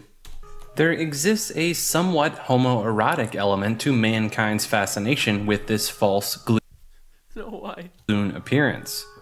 It is eventually imprisoned on the lost continent of Atlantis, but was able to occasionally manifest its true form through avatars. Those who touch the statue of Gloon are forced into strange dreams of cyclopean ruins beneath the sea. Again, another fascinating terror. The terror of a sexual attraction to an abomination, right? And that's Gloon. In physicality, it is this horrifying, degenerating slug creature. But it'll always, give off the air of this beautiful, exquisite, erotic statue, right? And that's horrifying. The horrifying of an actual sexual attraction. You can't control it. That's how you were born. You have that vibe, and you love it. And for some reason, you are attracted to it. But just beneath that outer layer is absolute horror. Again, a carnal human fear manifested in such an obvious Eldritchian god. The dreamers will become infinitely obsessed with finding these ruins, to the point of drowning themselves in the act of finding it. While Gloon was never worshipped by humans, many sea-dwelling races showed a penchant towards his statues. Nice. Hunting horror. Alright, that's pretty basic. At least it's not called Gloon. These ferocious creatures are... Oh my god, why do you have to make them so scary? ...said to resemble a gigantic flying serpent with dragon-like wings with a rubbery texture. Now, Robberos time. Their heads and appendages, however, are very malformed to us, twisted and gruesome, always with razor-sharp claws and teeth. But from what we understand... Finally a horror that's just a big, scary, shitty creature that eats you. Finally, dude! Finally! These creatures' bodies alter and change over time, though we don't know the lengths of these changes. These creatures serve as attack dogs for Nyarlathotep. Why is it never simple? Just a creature that wants to eat people. Easy, classic, hard. Nope. Just a agent of the embodiment of chaos. Because guess what? If you have these giant fucking creatures that'll just swoop down and eat your shit, then yeah, that'll cause chaos. And greatly oppose all that is good and light. A strong enough blast of light directed at them can immediately turn them into ash. Oh, easy solution. But beyond their weakness to light, they are incredibly powerful foes, especially for the likes of human beings. Yeah, the supreme hunter, basically. formless spawn. Aw, man. These beings are often found Hey! We know the formless spawn. They're the children of the giant sleeping frog bat guy. They're the frog Yeeg. No. Yeah, it's that guy. It's a Thagwa. It's a Thagwa babies. acting as guardians and protectors of secrets, residing in temples dedicated to the Great Old Ones or in deep, sunless caverns. Not much is known about these beings and their origin. They can sometimes lie motionless for years at a time, heralding the arrival of a Great Old One. But when they are not motionless, they are capable of changing their form and shape in an instant. They've been seen as toad-like lumps of flesh or elongated creatures with hundreds of rudimentary legs. I guess it's just, these old ones are obviously the ultimate threat. But they can assume any conceivable form. They exist as a living, viscous liquid, giving credence to the other names people have called them. The way chat was speaking, y'all are a living, viscous liquid, okay? Get out of here! Black slime, fluid ones, and Icarus. They can ooze through small cracks or holes, capable of finding a way through any obstacle. An unstoppable, formless entity that purely exists to preserve the honor of deities that will eventually wake up and consume you. That's scary. They are also capable of casting spells and magic by Wait, what? forming vocal organs. They just form vocal organs and cast spells? Just insanely powerful arcane goo? To emanate strange sounds to recite spells, unrecognizable to most humans. But their physical attacks are usually more than enough to cause damage, trampling targets, surrounding them and biting them, or simply crushing them with their powerful grasp. Like, it's like, you're scared of the old ones? Bro, these are the little fucking pieces of degenerate slime stuck to the bottom of an old one statue, and it will consume humanity. According to some accounts, these entities are also acidic and can dissolve human flesh with just the slightest touch. Great!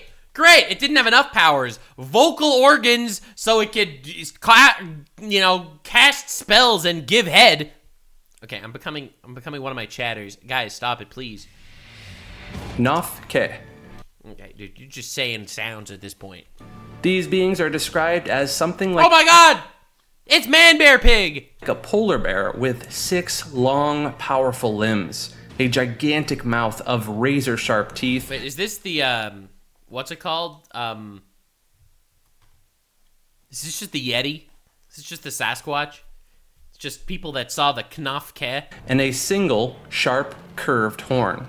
It's known to be an air or water creature, and it's said it's empowered with blizzard summoning and temperature controlling abilities. No, you can't even control the weather anymore! Bro, this is why the weather forecast guys were always wrong. They seem to be tied to Rhan-Tegoth in some manner, for whom they're often mistaken, even going so far as to worship him. This vicious race of beings were known to be brutal and even cannibalistic. They were eventually driven out of their homelands, and in later texts, How? Why? Who drove these guys away? the Nofke is referred to as a singular creature, suggesting its population had been drastically limited, Might be the Yeti, bro. People out there talking about the Yeti and stuff, and yep. bordering extinction. Although hairy reptilians are rare, texts about Nofke refer to it as being such a creature. Interesting. So it used to be popular, used to be a lot of them, and I guess after the Ice Age, it kind of just died out. Now there's just kind of very rare sightings of the Gnofke.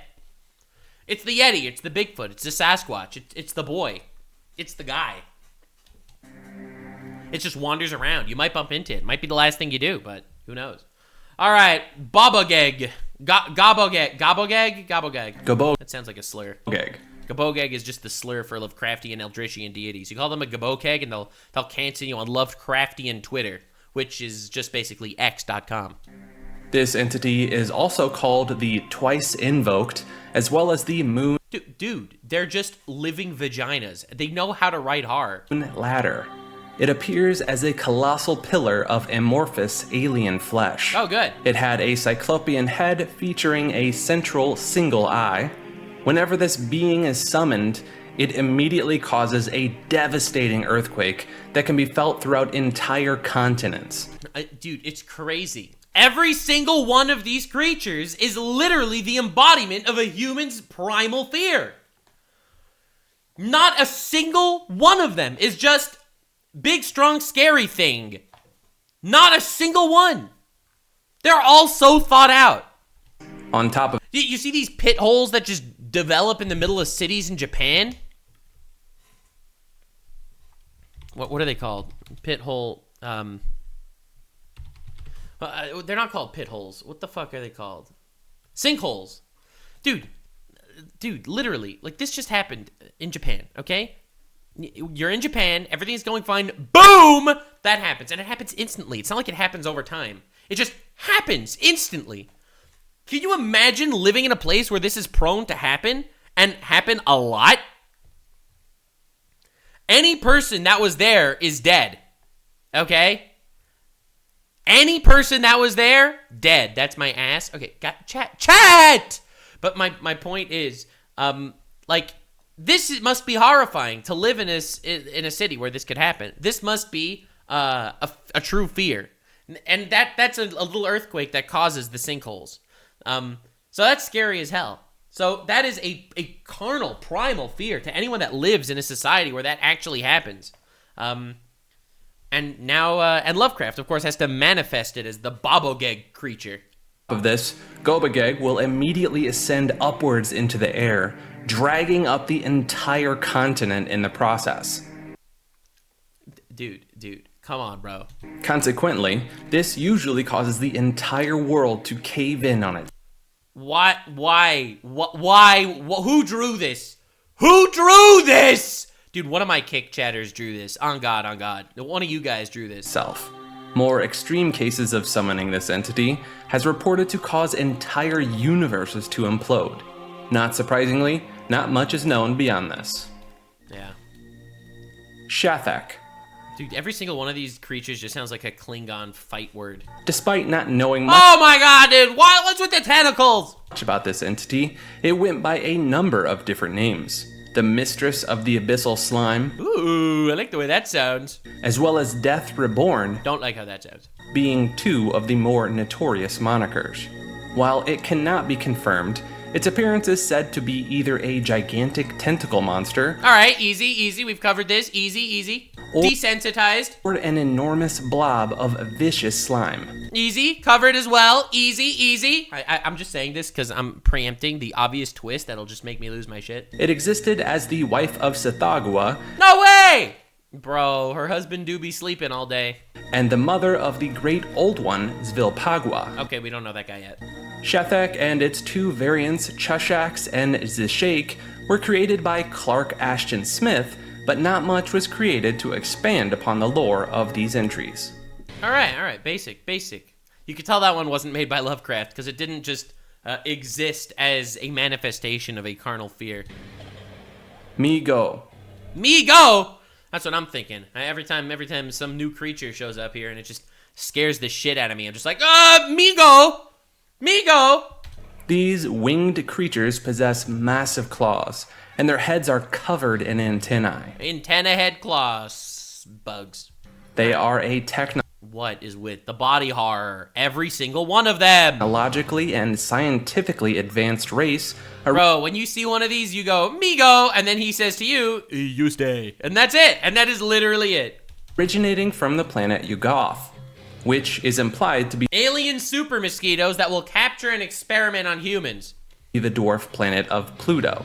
These beings are typically a pinkish color as I mean, this is very obvious, like the fear of aliens. Like, I know that's kind of a cringe one at this point, but it's a really common fear. Now, you talk to some people and they're like, yeah, I'm also scared of aliens. My cousin had a story about he woke up one morning and he was different. He said someone experimented on him and no one trusted him. No one trusted him that he said someone experimented on him. But from that day forward, he was different. He would always take his gun to sleep. And not just because he was sexually aroused by the thought of weaponry. as fungoid crustacean-like entities. They're about 5 feet long with a number of paired appendages. Short! Short, King! Short, bro! I mean, it's moist critical height. Come on, bro. And a large pair of bat-like wings. The wings don't function quite as well on Earth, but they allow them to fluidly travel through the ether of outer space. These type of wings are not unique to this entity, suggesting that this may be the standard mode of interplanetary travel. Wings are just the standard mode of interplanetary travel? Wings are pointless in space. I guess Lovecraft didn't know this because he was no scientist. He's obviously made a lot of weird scientific mistakes over his time writing Lovecraft novels. But, yeah, there ain't no air in space. Wings don't help you travel out there, bro.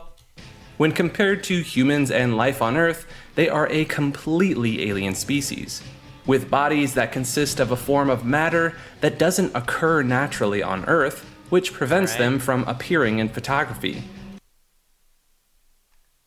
What? Why? Light doesn't capture them? Why does photography... If it's a matter that doesn't exist on Earth, you can't take pictures of it? Alright, whatever. I guess that adds to the fear, but come on, bro. As their matter composition reflects light in Oh, never mind. He actually explained it. a very unique manner. It reflects light differently, so you can't take pictures of it. That's so sick, dude. That's so cool. That's just like a bit of coolness added to it. That's really cool. Despite this, they are said to appear most similar to fungi in terms of biological matters, with a crustacean-like exterior. Their natural method of communication is by the changing of colors of the antennae on their heads. Like squids. Squids in real life do that. Real squids communicate by color changes. Dude loved squids. Bro, Lovecraft loved Are you aware of this? He loved his tentacles. They have been known to speak human languages as well, modifying their bodies in manners that allow them to speak. Despite this, they always seem to carry a buzzing sound when they speak, with a very unnatural voice. It's been said that the Migo have transported humans from Earth. That's a brain. Yeah, listen, it's so scary to think of like these horrifying bug aliens as sentient creatures that are just studying on lesser beings like humans. But dude, that's so scary. To their homeworld and beyond. Dude, listen to this conversation that my chat is having right now. Lovecraft loved hentai confirmed. Next guy responds, I can confirm this. I was his cock. Dude, how you really feel comfortable saying that out here, bro? Like, come on, guys. Honestly, this is insane. Beyond by removing their brain and placing it into a device called the brain cylinder, which can be attached to another external device that allows the brain to see, hear, think, and speak. Oh my god, this is where Velma got the brain idea from! The Migo revere a sacred design. So wait, so it'll capture a human, it'll experiment on them, it'll remove their brain, discard their body, probably consume it, and put the brain in a jar so that the brain can technically still be sentient and alive for eternity, never degenerating? That's horrifying, but also I guess that's acceptable in their culture. Remember, they are literally more technologically advanced than humanity. They probably read and write the same way we do. Or maybe even on a higher level of some sort. I guess that's the fear of a super civilization.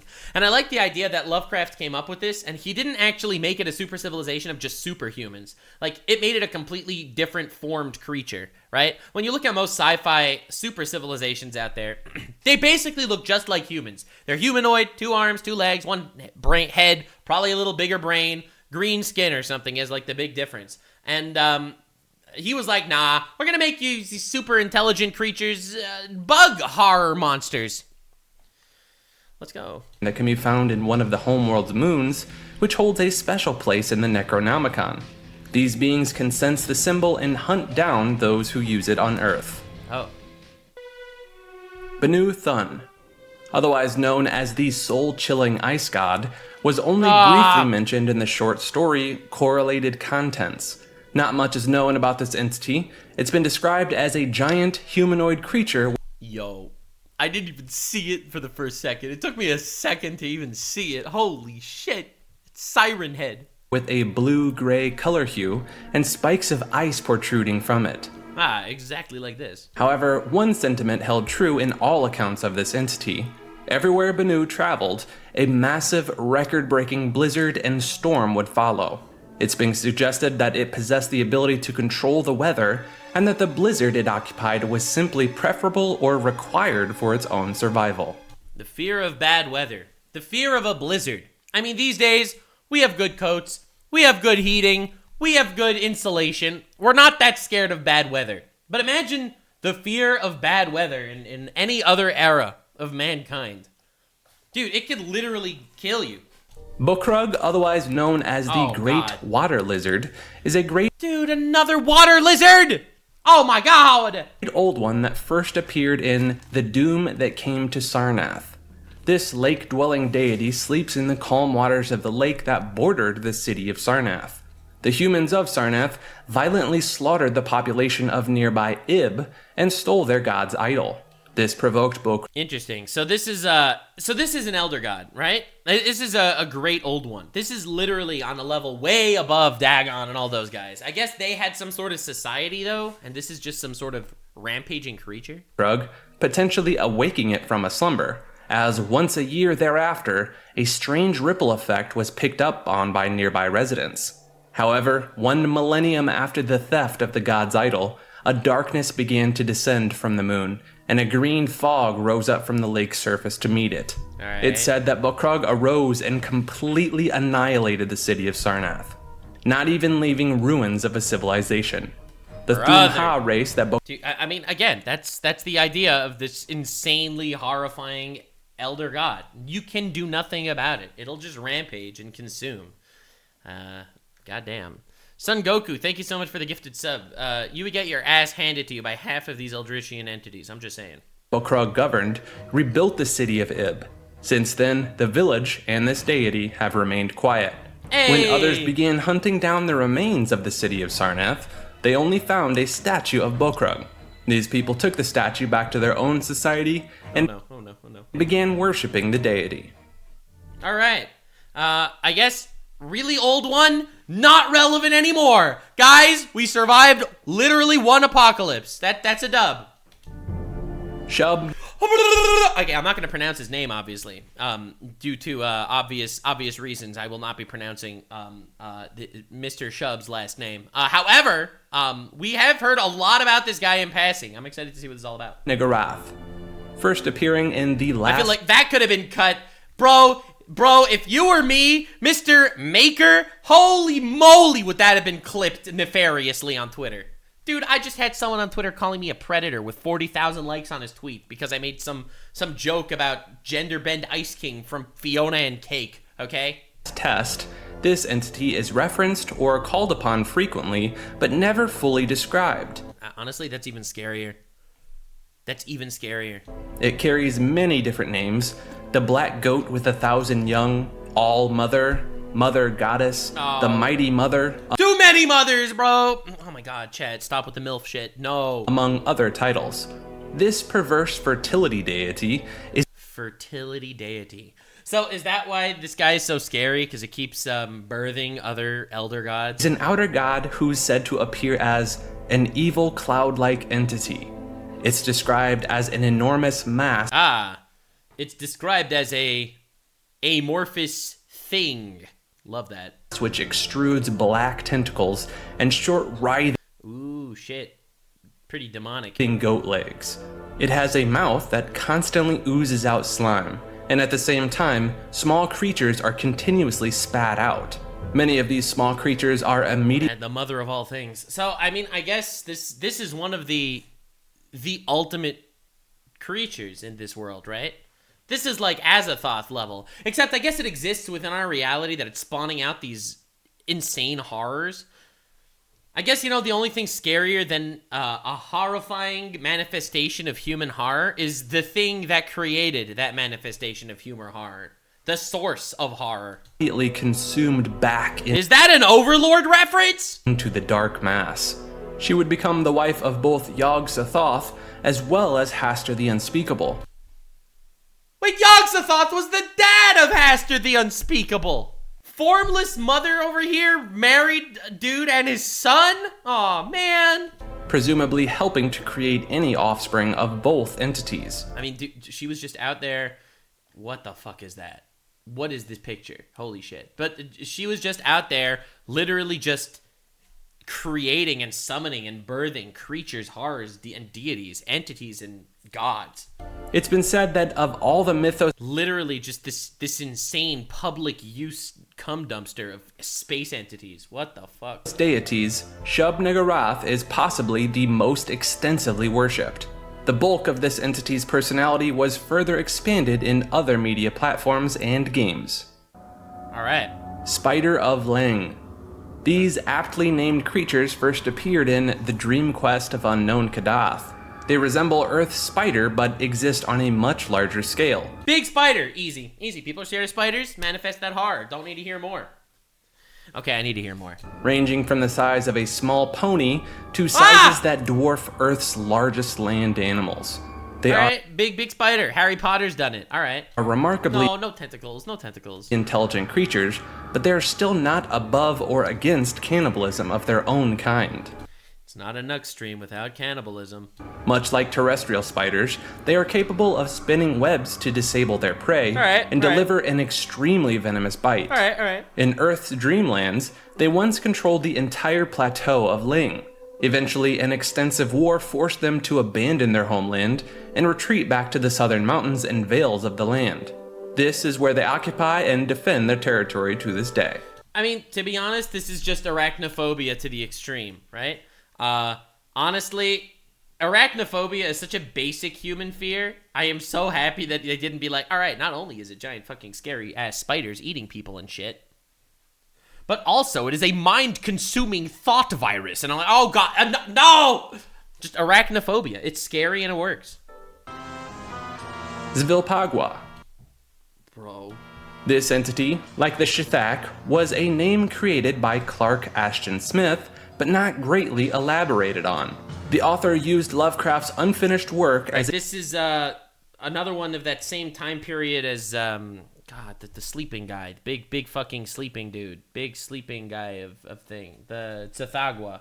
a foundation for Zvilpagwa in The Lurker at the Threshold. This entity, who also is known as the Feaster from the Stars, was reported to appear as a gigantic bipedal toad with no arms, and instead a pair of enormous leathery wings. It had a large, lengthy neck and a with tentacles. face with a lower half covered in thick, grabbing tentacles. Did not see that coming. It was conceived on the planet of Yaksh, which we now know as Neptune. Oh, look at that. American Indians know the creature as Asadagawa, and it's known by that name in several other places. It's said the Native Americans summoned an avatar of this entity known as the Star Beast.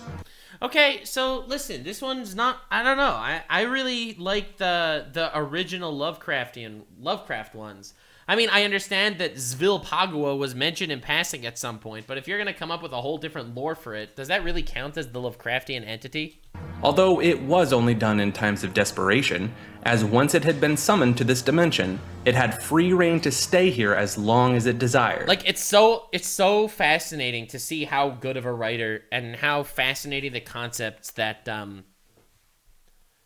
that Lovecraft created. Like, every single one of his concepts literally is just tapping into basic human fears. And every one that's made as some sort of OC lore addition to Lovecraft's world, it's just, oh, it's big and tentacly and scary. You know? Like, I feel like you cannot even compare something like this to the fear of, I don't know, Azathoth or these incomprehensible deities. Though it's uncertain what shape or form the Star Beast assumed. Idia. Idiot!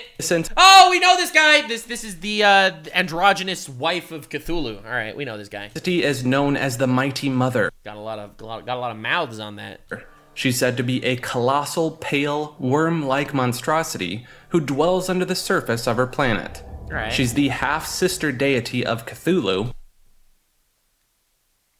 Why, bro? Cthulhu had to fuck his half-sister to have his baby, Cthulhu? Like, bro, come on, bro. There aren't enough fish in the sea, as it were. Like, bro, it needed to be your half-sister. Literally, come on, dude. It's not a Nux stream if there's no incest. Although she also mated with Cthulhu to create a number of offspring, including Cthulhu, who was prophesied to rebirth Cthulhu. Yeah, we did do that. Idia also gave birth to the star spawn of Cthulhu in the Zoth star system. And when Cthulhu and his spawn traveled to Earth, Idia opted to stay behind on her homeworld instead. Oh, so Idia's not here at all. Idia ain't here at all. Bro, Idia not here. Idia on her own other planet over there, just helped Cthulhu have some babies and stayed there. All right, the more fucking giant deities that are elsewhere, like, honestly, just the better. But, I mean, I guess it's interesting. Cthulhu. No, not more Cthulhu children. I can't. These creatures are more commonly known as the star spawn of Cthulhu, but they are also called Zothians from their planet Zoth. As far as appearance, they look physically similar to the Great Cthulhu, but are much, much smaller. They were initially described as a land race of beings shaped like octopi and probably corresponding to the fabulous pre-human spawn of Cthulhu. I feel like this is very, I feel like this is something that was created later. I don't think that this is original Lovecraft work. I think since Cthulhu got so big and so infamous, the concept of a horror that consumes your subconscious is so scary. They just rolled out the fucking Power Rangers of Cthulhu references in different IPs. Like the idea of him spawning Cthulhu, which was prophesized to reborn Cthulhu if something ever does happen to Cthulhu, I'm on board. That's scary as shit. But, like, the infinite army of just big tentacle creatures, like, come on. That is so not Lovecraft. They are also composed of matter not native to our universe. I feel like they just put, like, the gimmicky things on it. Matter not from our universe. Giant tentacle creatures that can destroy you. Big fucking scary dudes that hate people. It's like, but Lovecraft and Lovecraft entities at its best are manifestations of carnal human fears. I guess it is a carnal human fear that you got Cthulhu having babies. It's like, you know something worse than one Cthulhu? Billions of them! Yeah, I guess that's pretty... Yep.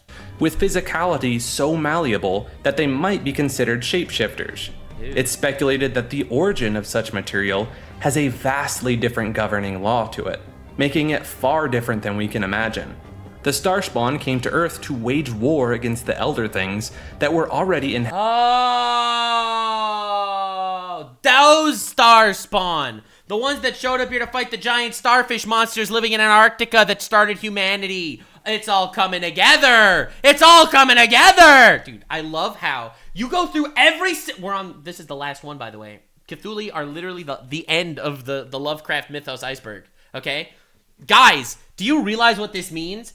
There is not a single creature in Lovecraftian mythos that even remotely cares about humanity.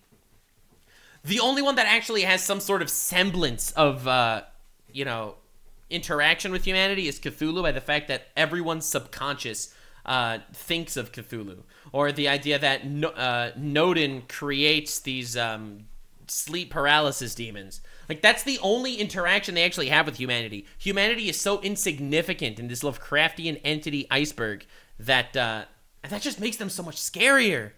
Inhabiting Earth.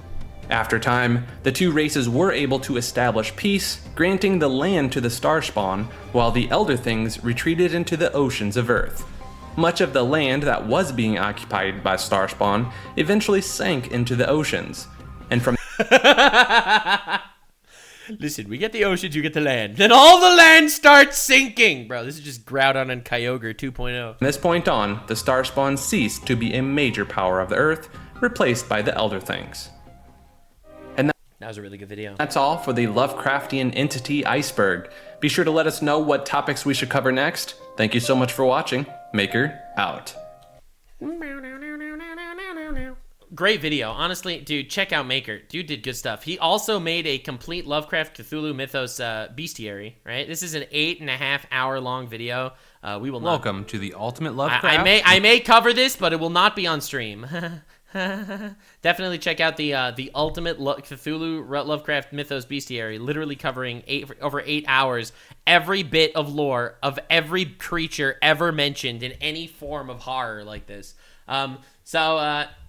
if you're curious, you can definitely check this guy out. Maker seems to be fantastic. But anyway, this was our insane deep dive down learning about the lore of every Lovecraftian creature. 10,000 likes, and I will be doing the power scaling all the major Lovecraftian entities and seeing exactly how they would do going up against other creatures. How strong are the Lovecraftian gods? So leave a like, subscribe for that, and I'll see you there. If you made it to the end, click one of these 2 videos, which also will definitely get me canceled. See you live on King. Stay weird, fam.